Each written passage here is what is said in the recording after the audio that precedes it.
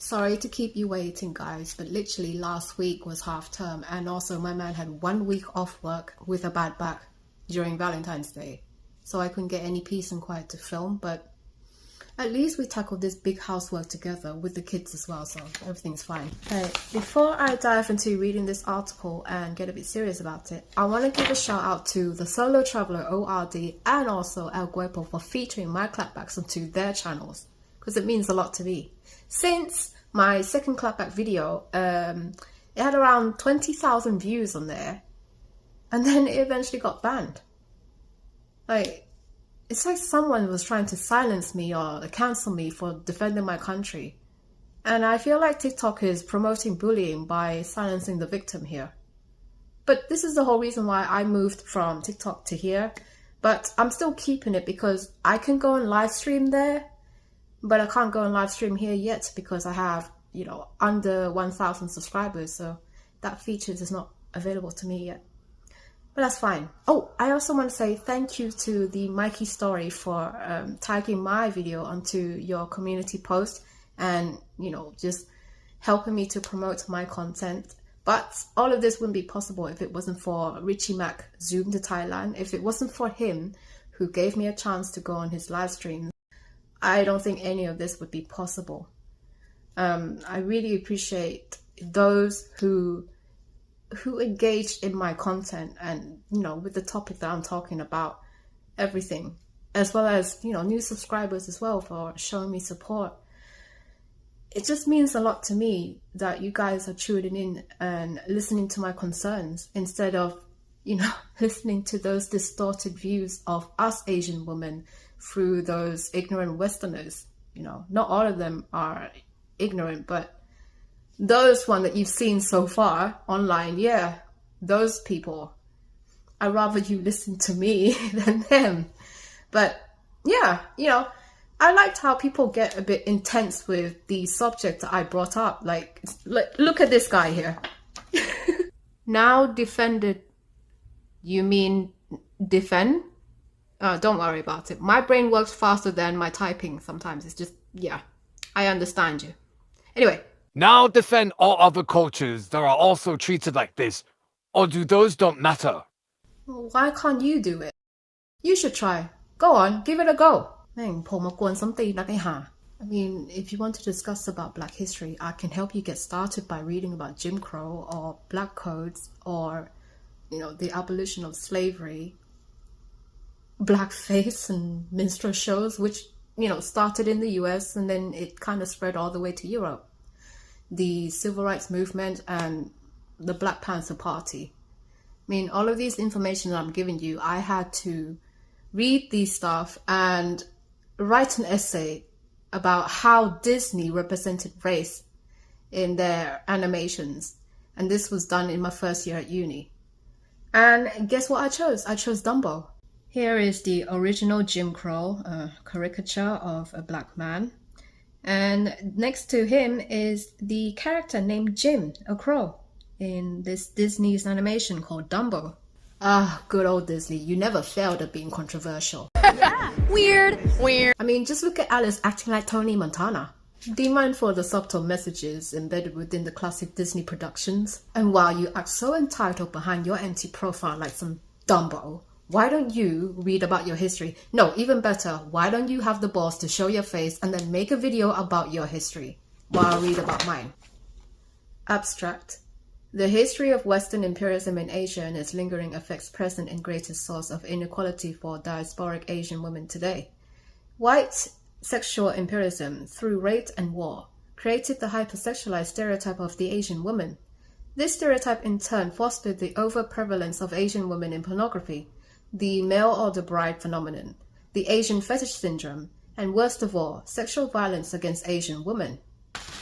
Introduction. One unwary weekend, a Korean-American college female went clubbing downtown. She met a white male. He offered her a ride home. She accepted, and then he forced himself into her room and raped her in her own bed. All the while he grunted the words, China doll. Asian whore, and referred to her genitals as sushi. Oh, I think the term you're looking for is gimbap. because she's not Japanese, she's Korean.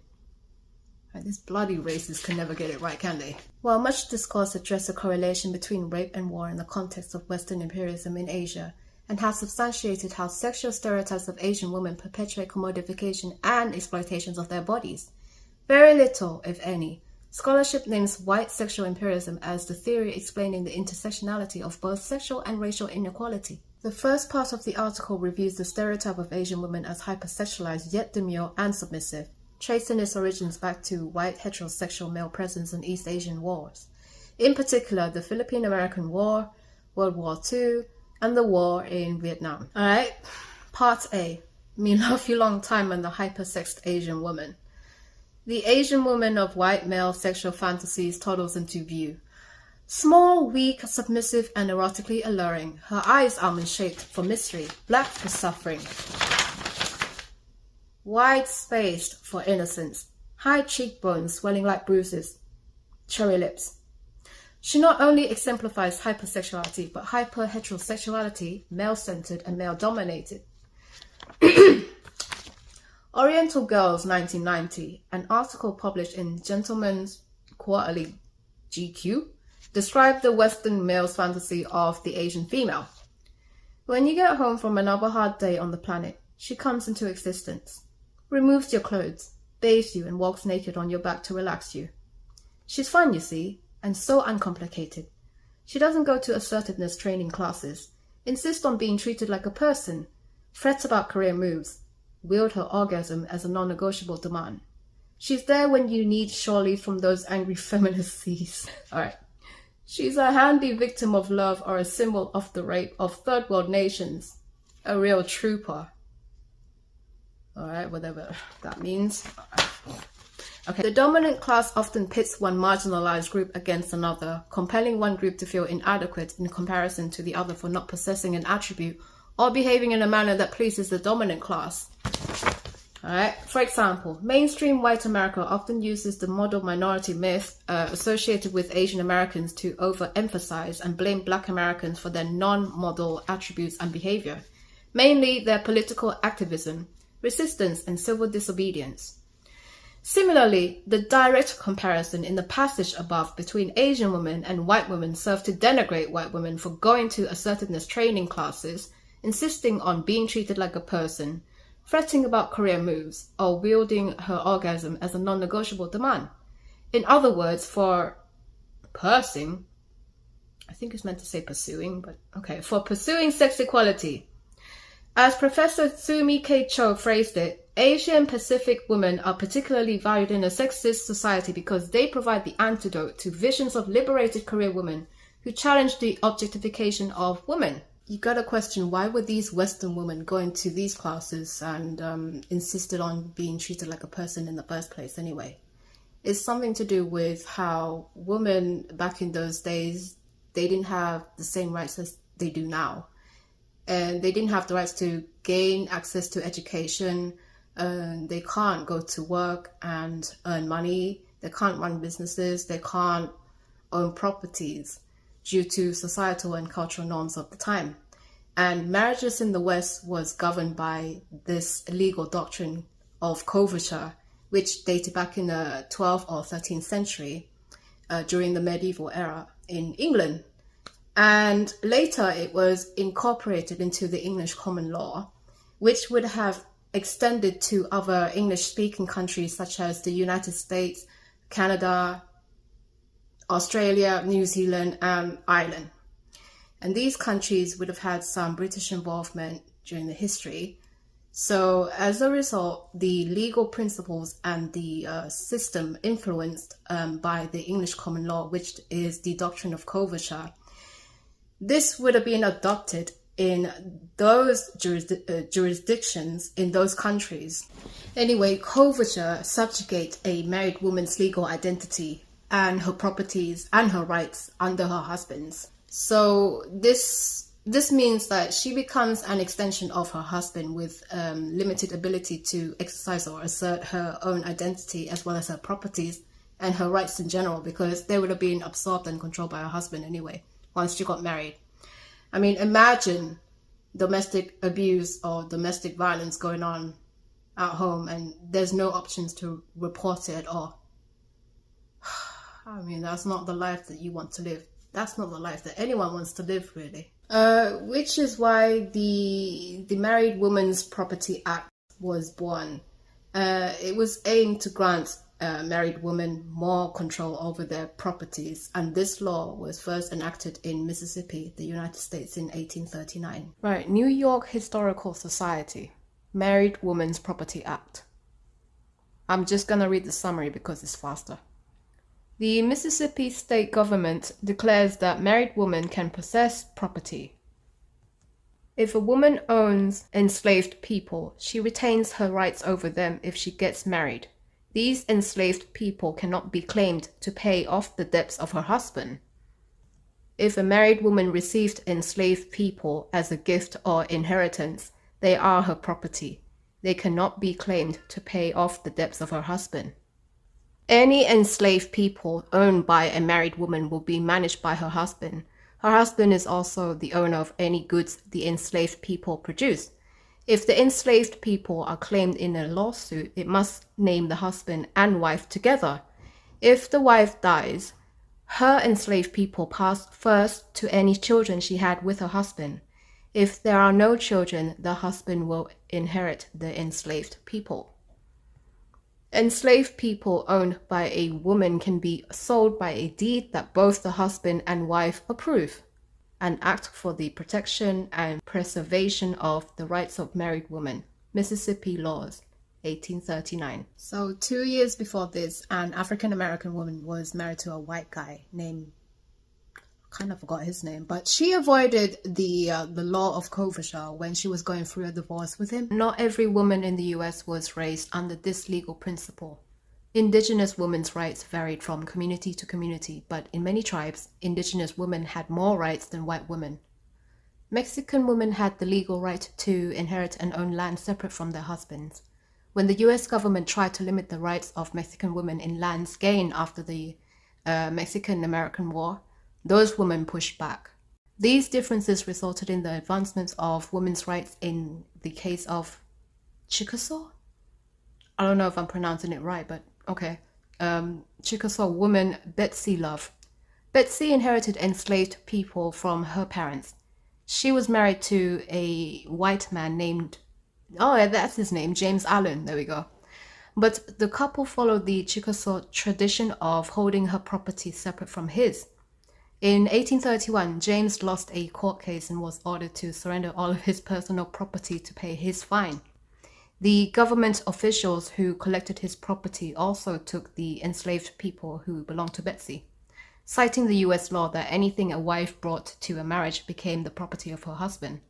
Betsy sued, and her case went all the way to Mississippi Supreme Court in 1837. The court ruled in her favor, saying that she had the right to follow the customs she was raised with. White legislators took notice of the verdict. They reasoned that if an indigenous woman could protect her property from her husband's debts, then a white woman ought to be able to do the same. 2 years later, Mississippi became the first state to pass a law that guaranteed all married women a right to own property separate from their husbands. The Chickasaw Nation, like any other Native American tribes, they would have had some independence even after the US has taken over their lands. It's just that this independence was acknowledged through treaties, which means that the US didn't have full control over their laws and how things were governed. But it doesn't mean that the marginalized groups of people didn't go through racism throughout American history. You know that. I know that Betsy Love Allen's parents were both African Americans, but it's important for you to recognize the context within the American history because it's quite complex anyway. Like during the antebellum South, where this was the time period before the American Civil War happened, and it started in 1861 and ended in 1865, which brought about the abolition of slavery. But before that time, there were some free people of color who actually owned slaves, because they were part of the planter class. So they would have inherited the slaves through various circumstances, such as familial ties and business ventures, or just through legal arrangements, which I know it seems counterintuitive, but like, you know, American history was influenced by various factors, such as socioeconomic status, legal regulations, as well as just like cultural norms of the time. Like even Thai people had their own slaves. You know, it could be through what they call bondage debts, or it could be captives from neighboring wars, for example. Although slavery was abolished in Thailand in 1905 during the reign of King Rama V, because he wanted to reform Thailand by bringing out this, it's called the Bowring, I can't pronounce it, Bowring, like Bowring Treaty, which was to modernize some aspects of the Thai society. However, this doesn't mean that, you know, African American who owned slaves back then didn't face, you know, racism or some sort of discriminatory laws, because obviously this was produced and created by the white supremacists who had the power to perpetuate stereotypes globally to separate us all and conquer us, you know, by pointing out that that race is prostitute, that race is lazy, that race is promiscuous, that race is intelligent. You know what I'm saying? And I feel like, you know, even now today in this modern time, I feel like, you know, many of us are pretty much slaves. Are we not? Let's have a look at this other prominent figure during the history of women's rights. So, this lady here, Sojourner Truth. See, I don't know if I pronounced her name correctly, but if I effed it up, could you please correct me in the comment section below? Cheers. But she was an abolitionist as well as an activist for women's rights, and she delivered this speech in 1851 at the Women's Rights Convention in Ohio. The speech, "Ain't I a Woman?" Now, you're welcome to pause this bit and read the speech yourself, because I'm not going to do it. My video is already long enough anyway. But this speech still holds this powerful testament to the intersectionality of the women's rights movement as well as race equality. I'll just let the computer read it for me. Well, children, where there is so much racket, there must be something out of kilter. I think that twixt the Negroes of the South and the women at the North, all talking about rights, the white men will be in a fix pretty soon. But what's all this here talking about? That man over there says that women need to be helped into carriages and lifted over ditches and to have the best place everywhere. Nobody ever helps me into carriages or over mud puddles or gives me any best place. And ain't I a woman? Look at me. Look at my arm. I have ploughed and planted and gathered into barns, and no man could head me. And ain't I a woman? I could work as much and eat as much as a man when I could get it, and bear the lash as well. And ain't I a woman? I have borne 13 children, and seen most all sold off to slavery, and when I cried out with my mother's grief, none but Jesus heard me. And ain't I a woman? Then they talk about this thing in the head, what's this they call it? That's it, honey. What's that got to do with women's rights or Negroes' rights? If my cup won't hold but a pint, and yours holds a quart, wouldn't you be mean not to let me have my little half measure full? Then that little man in black there, he says women can't have as much rights as men, 'cause Christ wasn't a woman. Where did your Christ come from? Where did your Christ come from? From God and a woman. Man had nothing to do with him. If the first woman God ever made was strong enough to turn the world upside down all alone, these women together ought to be able to turn it back and get it right side up again. And now they is asking to do it. The men better let them. Obliged to you for hearing me, and now old Sojourner ain't got nothing more to say. Anyway, the movement itself was shaped by the efforts of many women from different ethnic and racial backgrounds in the United States, including the suffrage movement. And if you remember, like, I mentioned this briefly about the suffrage movement on Richie Mac's live stream on Zoom to Thailand, right? Where I couldn't fully explain it because it would have been a long discussion.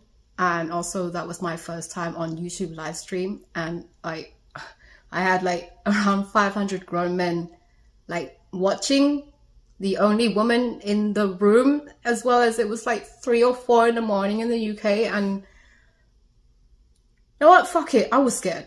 I was fucking scared. All right. But anyway, Susan B. Anthony and Elizabeth K. D. Stanton, they kickstarted the whole suffrage movement in the United States, and they were white women.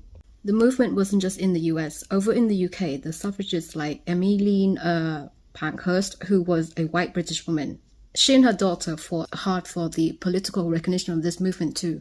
The suffrage movement, it involves women being able to vote, being able to get a job, earn some money, have access to education, and so on, which is great. You know, it took them several decades to try and get to that level of equality.